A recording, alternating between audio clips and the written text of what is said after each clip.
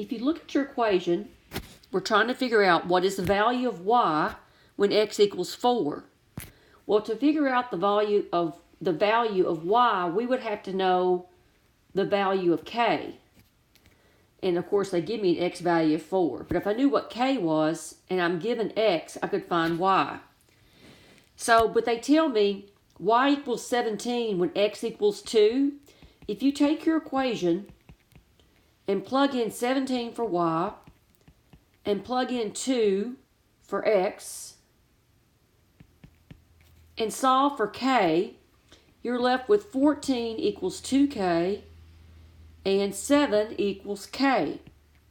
So now your equation is y equals 7x plus 3. So what is the value of y when x equals 4?